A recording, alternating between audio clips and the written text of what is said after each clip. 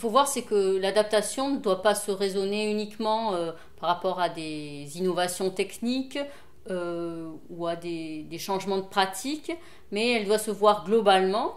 Et donc il faut mettre ensemble des compétences à la fois de personnes qui étudient le climat, mais aussi qui étudient les impacts économiques des changements possibles pour travailler sur cette question de l'adaptation. Ce qui peut être certainement un atout pour Buzet, ça peut être la diversité des paysages, la diversité des situations, le fait que la viticulture n'est pas encore une monoculture. Donc il y a certainement des situations qui vont pouvoir être valorisées dans le cadre d'éventuelles conditions climatiques différentes.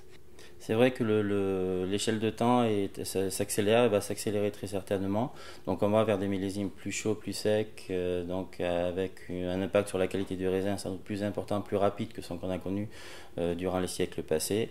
Donc tous ces cépages précoces, dans le cas du changement climatique, vont devenir de plus en plus précoces et vont avoir un cycle de maturité qui va se recaler, se déplacer vers les températures chaudes du mois d'août.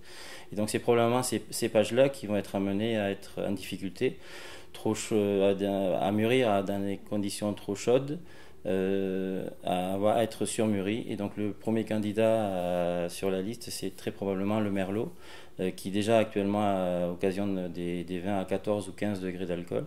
Donc si on rajoute des températures plus élevées encore, comme dans les scénarios d'ici la fin du siècle, le merlot est potentiellement en danger. On pratiquera toujours du Buzet. Le Buzet évoluera en qualité comme il a évolué depuis sa création. Et à partir du moment que c'est un vin d'assemblage, il profitera des différents cépages qu'il y a au sein de son appellation et des différents territoires pour continuer à maîtriser la qualité.